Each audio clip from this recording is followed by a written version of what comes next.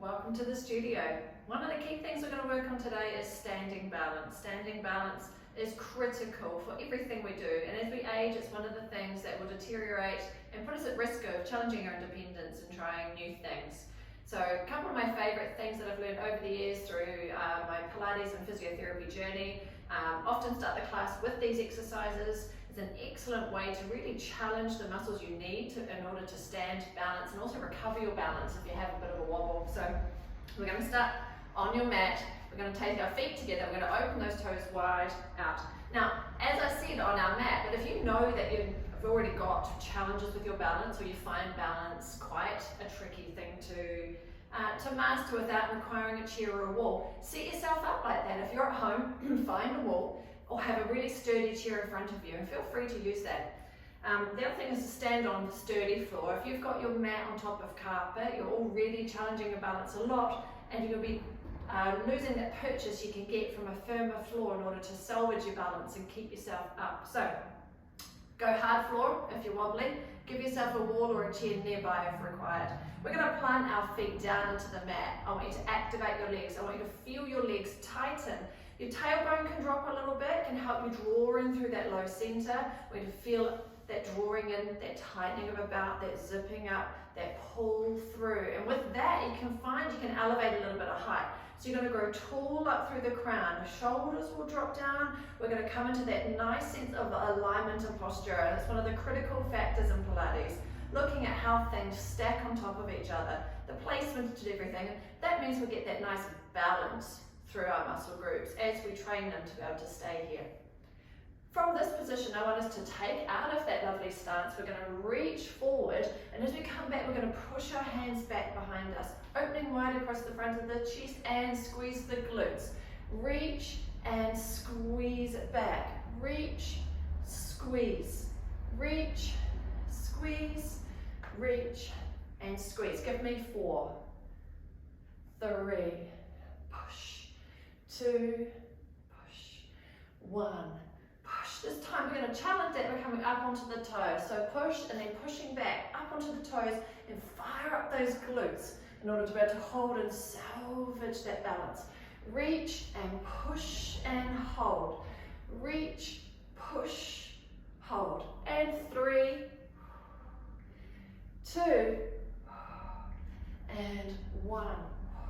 And feet down. We're going to take ourselves over onto one knee. Give me 5 single knees up. We're going to go 1, 2, 3, 4, and 5. To the other side again, that single leg challenge. Just take your knee up as high as you can manage, holding that balance. Last one, and back down. This time, bring your hands together.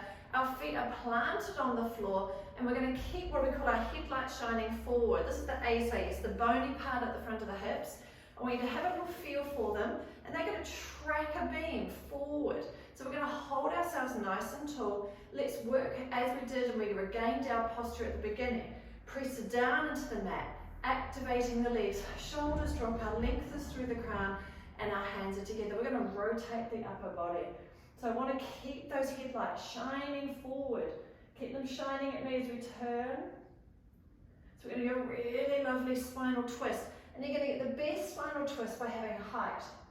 Nice and tall, allowing those joints space to rotate. 1 more each side. I'm even pushing my hand a little to get some extra turn. And around, last one here. Push and turn. And back into the center. This time let's have a go at doing that up onto our toes. So just bringing the weight forward. You don't have to be really high. Certainly don't be high enough the ankles really wobble and drop. So just with the heels lifted, and again hold that balance. Turn. And then coming through the center, holding it together.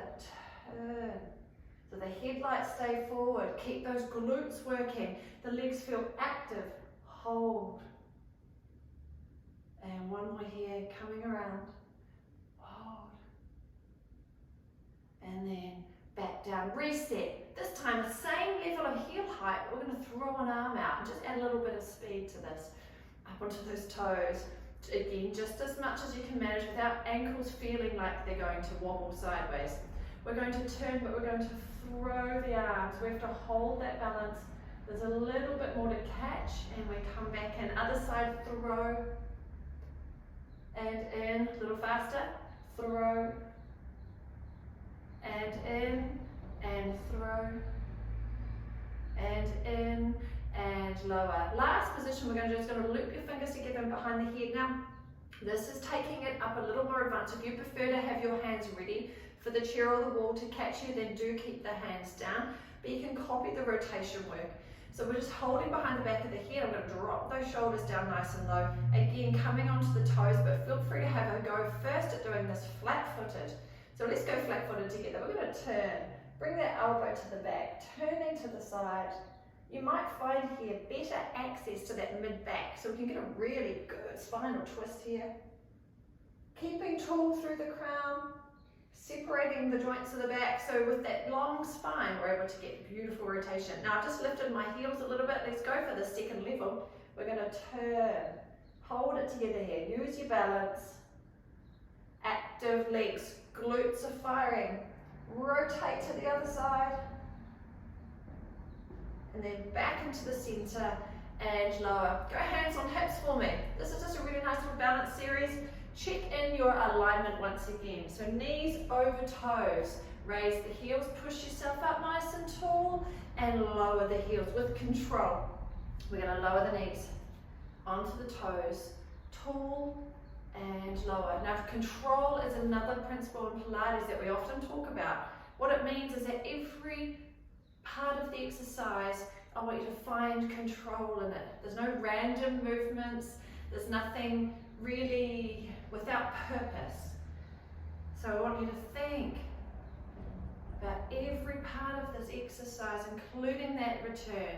So onto the toes, we push tall, muscles contracting, and as we're lowering, we've got that lovely eccentric control. It's like when you use your hamstrings walking down a hill. So we need that slow control. We need to be able to train those muscles in order to catch you, to keep you moving and to catch that balance. Can we have one more here? Nice speed, up and lower. We're going to go forward a little faster. So bend toes, lift and down. Bend toes, push. Bend toes, push. One more. Bend toes, push. Back to single leg balance. And I have no problem if you want to find a wall here or use a chair. We're going to do what's called a PNF pattern. I'm going to be kicking a soccer ball. So standing on one leg, activate this side. Push down, get the height. Height means we've got more muscles active, better chance of balancing. We're going to kick the soccer ball. So I want you to kick the ball with the inside of the foot. So we kick across our center line, challenging that balance. We're going to roll that whole leg in, turning from the hip, and we're going to take that toe back.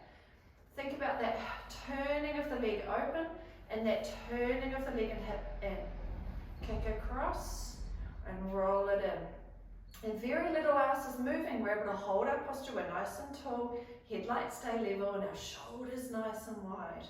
Crossing that center line creates quite a balance and a nice bit of work in the brain, trying to work out what to do. Kick and back. Turning from the hip here. So we're starting to really work into the glutes, but also your standing glutes working hard. By keeping this height, you might feel everything kicking in. Give me one more and return. Let's take that to the other side. So again, activate now the standing side. Nice and tall and lifted. We kick and roll it in and back. Kick. So although we can focus that the toes change direction, they are open and in. I want you to really think about the turn being higher up in the leg. Turning from that thigh bone in and back. Through and back. Through and back. Give me 3. Well done. Keeping it together. Keep tall, keep those muscles working. One more. Kick and in. Well done. For this one, either wearing a sock or having access to a bit of a nice smooth floor, you might find your mat's a bit grippy for it. We're going to do something called skating. I'm going to stand just in front of my mat here. I'm going to soften my knees. And again, I'm keeping my weight predominantly on one leg. but nothing else really moving. I'm going to come slightly forward in the upper body, so I'm going to extend through the tailbone, nice and long up through the crown. I have to draw in my tummy here to support that low back. I'm going to take one toe forward and I'm going to slide it back, and then reach forward, slide it back. Nothing else moving. I'm able to hold position as I'm skating and scootering. Give me 3, 2, 1, and we just seamlessly take that to the other side. Leg forward and reach, forward and slide, forward and reach. Nice and long, crown to tail, and 3, 2, and 1. Well done. So really another really nice exercise I like in terms of activating through those glutes and finding that nice balance challenge is to stay in that sideways pattern. We're going to take one leg back and we want to think about tipping at the hips. Now feel free here to use the wall or a chair again. What I want you to think about is as the leg lifts, the upper body tips. Right? So it can be a nice strong straight line from the crown of the head right down through into that foot. So we lift and tip at the same time. Now you might find a softer bent knee here, gives you a little bit more assistance, and it definitely can be used actively holding onto a wall or chair. We're going to be working hard anyway as we draw in through that centre and we tip and dip. Now you don't have to go very far, we're just going to start with a really nice level little tip. Well done. Reach and tip. 2 and 1. Let's take that to the other side. Now if you find you've got a dramatic difference between your right and left, it can be down to a number of factors. We are creatures of habit, and so we do things every day the same way. What side of the bed you sleep on, what foot you take up the first steps outside your house. These habits we build upon day after day. Or it can be down to an old injury, and it's not uncommon for an old ankle sprain to have not recovered well, and you might find that a lot of your wobbles are down into one of those old joints. 3, 2, and 1. Well done. Bring it back on around. We're going to take our balance challenge, rising up with an exercise we did similar at the start of the class, with a little bit more of a deeper squat. So we're going to start slow, and then we'll finish with an activity that's very similar but a little bit faster. And we're going to talk through why it's different. So again, I've got my alignment. I've got my knees over the toes. Think of it as parallel train tracks, knees to toes to hips to shoulders.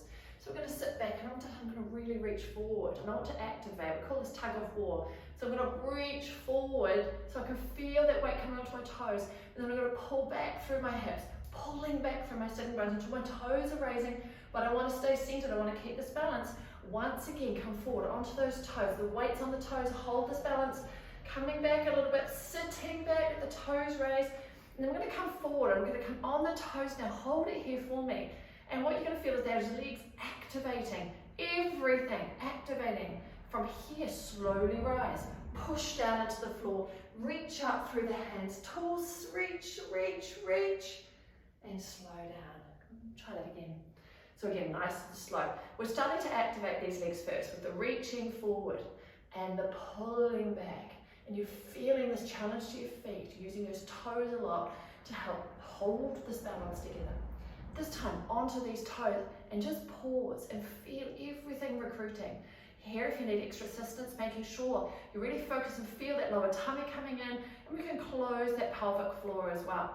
We're going to push here, pushing down through the toes, reaching up nice and tall, lengthening through the body, and lower. With a little bit more speed, you'll find that you have to activate a lot of these muscle groups with your thoughts. We have to really turn these muscles on, whereas in that nice slow exercise, things generally kick in because we need them to activate. We've got time for them to come on and work for us. I want nice soft legs, a little bit of bounce to those knees, and we're going to scoop up onto our toes. Now up here you might find the shoulders are lifted, so drop those shoulders. You might find the glutes aren't working, so squeeze the glutes and draw them through the front of that tummy, and then soften down. Let's try that again. So this could be what you're doing, out and about. You find yourself wobbling at the edge of a curb, unexpected bike or pedestrian in front of you. You have to use and think those Pilates muscle groups up, shoulders locked down, centers working, drawing in across that low tummy, glutes on. Give me one more. And up, lock it in, lock it in, lock it in. And lower. Well done. All right, so that's just a little bit of an intro, some of my beginners standing balance work. Join me again for series 2.